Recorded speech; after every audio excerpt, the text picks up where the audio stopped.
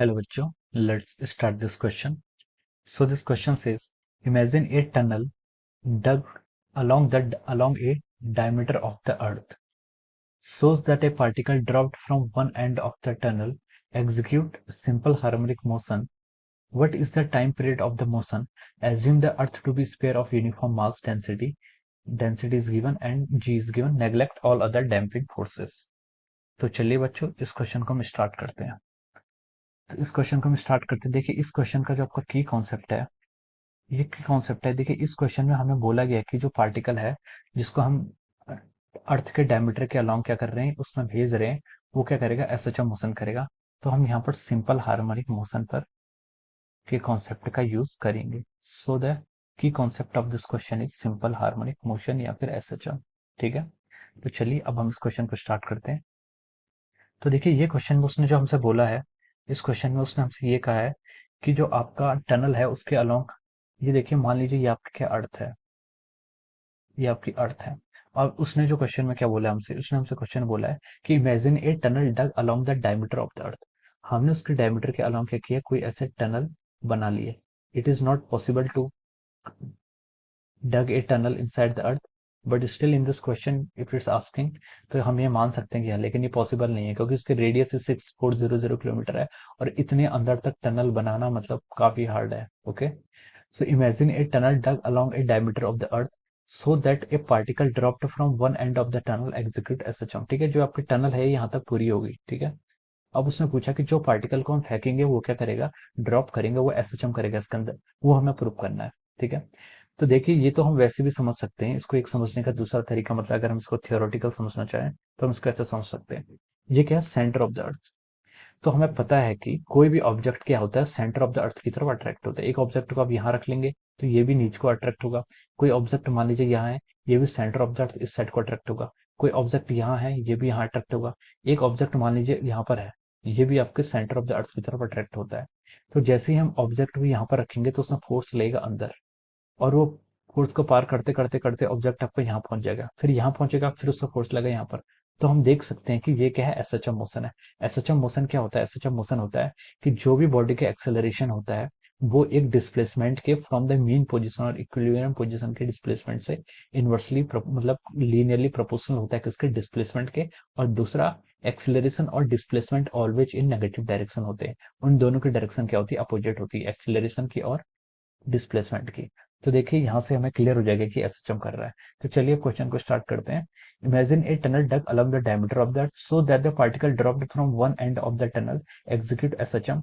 What is the time period of its motion. हमें यहाँ पर टाइम पीरियड निकालना है इसके मोशन का। ठीक है, तो देखिए अब जैसे अर्थ के अंदर कोई ऑब्जेक्ट जाएगा तो उसमें जो जी की वैल्यू थी, अभी तक हम अर्थ के सरफेस से पढ़ते थे, जी की वैल्यू कितनी थी, 9.8 मीटर पर सेकंड स्क्वायर। लेकिन जी की वैल्यू क्या होती है, वेरी करती है। वो जी की वैल्यू सिर्फ आपके सरफेस पर होती है। ठीक है, अगर आप अंदर की तरफ जाते हैं किसी अर्थ सरफेस के अंदर की तरफ, तो वहां पर उसकी वैल्यू कितनी हो जाएगी, जी डैश हो जाती है। और जी डैश पे उसकी वैल्यू को अगर हम लिखें तो हो जाता है G dash equal to 1 minus H divide by R. ठीक है, H divide by R. H में इसको डी लिख लेते हैं, डी मतलब डेप्थ, डेप्थ मतलब वो जितने अंदर गई है, जितने अंदर जाएगी उसका डी होता है। ठीक है, एच अगर ऊपर को जाती है तो D dash equal to G into 1 minus 2 H upon R होता है। लेकिन इनसाइड जा रही है, इनसाइड द अर्थ सरफेस, तो G dash equal to G into 1 minus D by R होता है आपका। ठीक है, ये कितना होता है आपका, 1 माइनस डी बाई आर। तो देखिए अब हम इसको आगे सॉल्व करते हैं। G dash equal to G into 1 minus D by R. तो ये क्या आ गया, आपका एक्सेलरेशन की वैल्यू आ गई है। ठीक है, तो अब हम इसको लिख सकते हैं G dash equal to G into R minus D divide by our R. ठीक है, अब देखिए एसएचएम करता है तो एसएचएम का जो करेक्टरिस्टिक होती है, इक्विलिब्रियम पोजीशन से कितने डिस्टेंस पे है। मान लीजिए ये यहाँ तक की जो आपकी पूरी डिस्टेंस है, ये डिस्टेंस आपकी आर है, ये डिस्टेंस कितनी डी है, और ये जो डिस्टेंस होगी फिर हम कह सकते हैं कि ये डिस्टेंस को मान लीजिए एक्स मान लीजिए। हम एक्स को इसलिए कंसिडर कर रहे हैं क्योंकि जब एक्सेलरेशन की जो इक्वेशन होती है एसएचएम के लिए, वो आपके सेंटर से डिस्टेंस को कैलकुलेट करते हैं। तो जो एक्स है ये सेंटर से पार्टिकल की डिस्टेंस है। मान लीजिए पार्टिकल आपका ये है, यहाँ पर पहुंच रखा है। ठीक है, तो हम इसको लिख सकते हैं G dash equal to G into R minus D, को अभी हम यहाँ से एक्स लिख सकते हैं, डिवाइड बाई आर। ठीक है, तो ये आपका एक्सेलरेशन की वैल्यू आ गई है। तो देखिए यहाँ पर हमारा एसएचएम का जो फंडा होता था, एसएचएम, किसी भी इक्वेशन को हम एसएचएम तब कहते हैं जब आपका जो एक्सेलरेशन है वो डिस्प्लेसमेंट के प्रोपोर्शनल हो और नेगेटिव डायरेक्शन में हो। तो यहाँ पर डिस्प्लेसमेंट के ये क्या है, प्रोपोर्शनल है और नेगेटिव भी है, लेकिन हम यहाँ पर मैग्नीट्यूड की बात कर रहे हैं तो हम इसको पॉजिटिव कंसिडर कर रहे हैं, ठीक है। नेगेटिव इसलिए है क्योंकि देखिए ग्रेविटी डाउनवर्ड एक्ट कर रही है, और जो ग्रेविटी आपका क्या कर रही है, नीचे की तरफ एक्ट कर रही है, और ये जो आपको इसको अपनी तरफ अट्रैक्ट कर रहा है। तो जो डिस्प्लेसमेंट की डायरेक्शन है और फोर्स की डायरेक्शन है, एक्सेलरेशन की डायरेक्शन है, वो दोनों एक दूसरे के क्या है, अपोजिट डायरेक्शन में है, ठीक है। तो ये आपका इसका क्या गया, G dash equal to G into X minus है। इससे हमने प्रूव कर दिया कि जो इसका मोशन है वो क्या है, एसएच मोशन है, ठीक है। अब देखिए, अब आपको पता है कि जो आपका एक्सेलरेशन होता है, एक्सेलरेशन आपका जो होता है यहाँ पर एक्सेल, इसमें acceleration proportional to omega square X आपने लिखा है। तो एक्सेलरेशन की जो वैल्यू होती है, ये होती है आपकी acceleration is equal to omega square X. ये कांस्टेंट को हटाते हैं तो ओमेगा स्क्वायर आता है। तो हम यहाँ से लिख सकते हैं ए इज इक्वल टू ओमेगा की वैल्यू आपकी होती है 2 पाई डिवाइड बाई टी का स्क्वायर इंटू एक्स। और यहाँ से हम टाइम पीरियड कैलकुलेट करना है बेसिकली हमें क्वेश्चन में, तो हम टाइम टाइम निकाल लें। तो हम लिख सकते हैं कि तो हम यहाँ से लिख सकते हैं कि जो आपका टी का स्क्वायर आएगा, इसको हम इधर ले गए तो हो जाएगा 4 pi square x divide by acceleration. और यहाँ से हम जो टी की वैल्यू कैलकुलेट करेंगे, टी को लिख सकते हैं हम 2 पाई लिख लीजिए, 4 पाई स्क्वायर को, फिर रूट हो जाएगा डिवाइड बाई एक्स इंटू ए। तो ये आपका क्या आ जाता है, टाइम पीरियड का फॉर्मूला आ जाता है। इस फॉर्मूले को हम यहाँ पर पुट करेंगे। तो देखिए यहाँ से आपका टाइम पीरियड क्या आएगा, ठीक है। अब मैं यहाँ पर पेन चेंज करता हूँ, यहाँ से आपका टाइम पीरियड क्या आएगा। टाइम पीरियड को आप लिख सकते हैं कितना, 2 पाई इंटू डिस्प्लेसमेंट। डिस्प्लेसमेंट कितना हुआ था, यहाँ पर एक्स था लेकिन हमारे केसेस में भी एक्स ही है, तो उसको हम एक्स लिख लेंगे, डिवाइड बाई कितना आपका एक्सेलरेशन, एक्सेलरेशन कितना है जी डैश, उसको हम लिख सकते हैं यहाँ से जी एक्स डिवाइड बाई आर, हम आर को ऊपर लेके चले गए। तो यहाँ से जो आपकी टी की वैल्यू आएगी, इसको आप लिख सकते हैं 2 पाई इंटू एक्स से X cancel, T equal to 2 pi into root of R by G, ठीक है। यहाँ से आपका ये इसके इक्वल आ जाएगा, इट्स ओके। तो यहाँ से आपका टी इक्वल टू कितना आ गया, 2 pi into root R by G. और इसको आप इक्वेशन नंबर 1 यहाँ पर मान लीजिए, ठीक है। अब देखिए हम यहाँ पर टाइम हमारा आ गया फ्रॉम इक्वेशन 1, यहाँ से हमने लिख लिया from equation first, T equal to कितना आ गया, 2 pi root R by G, 2 pi into root R. अब जी की वैल्यू तो हमें पता है, जी की वैल्यू कितनी होती है, G M by R square. We know that the value of G, G की जो वैल्यू होती है वो कितनी होती है आपकी, G M divide by R square. तो ये वैल्यू हम पुट कर सकते हैं, ठीक है। तो अगर हम ये वैल्यू यहाँ पर रखें तो हो जाएगा जी एम इंटू आर का स्क्वायर। अगर हम इस वैल्यू को यहाँ पर पुट करें तो जो आपका टी आ रहा है यहाँ से, T equal to 2 pi root of R cube divide by G into M. ये यहाँ से आपका इतना फॉर्मूला यहाँ से आ जाएगा, ठीक है। अब देखिए, अब यहाँ से हमें क्या करना है, क्वेश्चन में हमें देखिए जो गिवन है, हमें टाइम पीरियड निकालना है। एक्चुअली टाइम पीरियड हमें न्यूमेरिकल वैल्यू निकालनी है, क्योंकि हमें सब न्यूमेरिकल वैल्यू गिवन है। टाइम पीरियड निकालना of the motion, assume the earth to be sphere of uniform mass density। हम अर्थ की डेंसिटी दी है, मास नहीं दिया, तो हम यहाँ से क्या करेंगे, मास वाली टर्म को हम यहाँ से हटाने की कोशिश करते हैं, ठीक है। अब देखिए हमें पता है, अगर मैं इसके लिए यहाँ पर एक की कॉन्सेप्ट लिखूं, जो आपका यहाँ पर आपका ये, हाँ, डेंसिटी होती है आपकी। डेंसिटी क्या होती है, mass divided volume. Mass volume कितना होगा इसका, 4/3 पाई आर क्यूब। इसको हम लिख सकते हैं 3m divide by 4 pi R cube. ये आपकी क्या हो जाएगी, डेंसिटी हो जाएगी, ठीक है।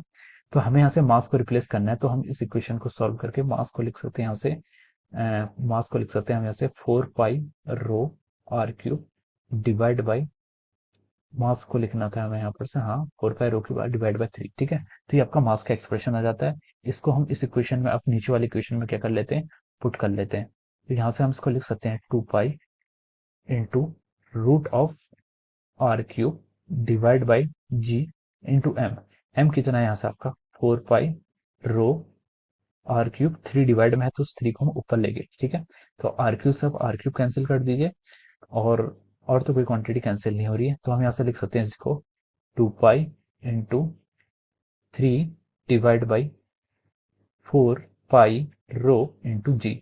ये क्या आ जाएगा आपका, यहाँ से टाइम पीरियड आ रहा है, ठीक है। ये आपको यहाँ से टाइम पीरियड आ रहा है, ठीक है। अब देखिए इसको और सॉल्व करते हैं, फर्दर सॉल्व करते हैं। ये देखिए 2 पाई आपका आउटसाइड है, इसको हम अंदर लेकर जाते हैं। तो अंदर आएगा तो कितने का, 2 पाई का स्क्वायर हो जाएगा। 2 पाई को हम स्क्वायर के फॉर्म में लेंगे तो 4 pi square into 3 divide by 4 pi into rho into G. ये आपका क्या जाएगा, यहाँ से टाइम पीरियड आ जाएगा। तो देखिए 4 से आपने 4 कैंसिल कर दिया, पाई से आपने पाई कैंसिल कर दिया, तो कितना हो जाएगा time period, √3 pi divide by 0। तो अगर हम नेक्स्ट स्लाइड में चलें, नेक्स्ट स्लाइड में हम इसको लिख सकते हैं, जो आपका टाइम पीरियड आया यहाँ से कितना आया था, √3 pi divide by G into rho, ठीक है। Root of 3 pi divide by G into rho. Yes, ठीक है, अब ये हमारा टाइम पीरियड आ गया। अब हमें टाइम पीरियड की न्यूमेरिकल वैल्यू कैलकुलेट करनी है, क्योंकि क्वेश्चन में हमें क्या दिए हुए हैं, क्वेश्चन में हमें उसकी वैल्यूज गिवन है।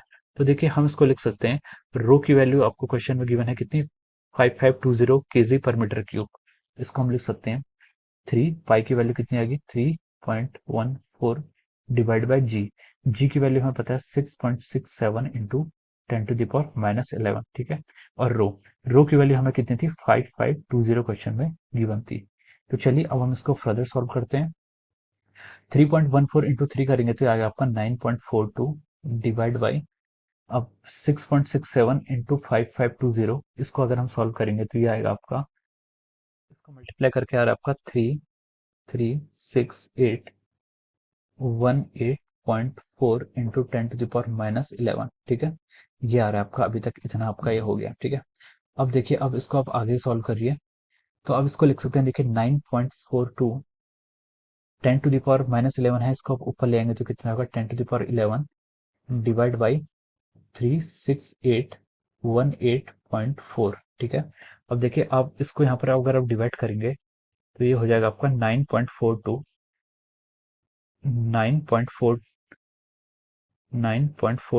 डिवाइड बाई 36818 तो इसको कैलकुलेट करके जो आपका आंसर आ रहा है यहाँ से, टाइम पीरियड आ रहा है इजिकल टू, इसको हमने डिवाइड करके आया आपका 0.000255 मान लीजिए इसको, इंटू 10⁻11, ठीक है। तो यहाँ पर इतना आ गया।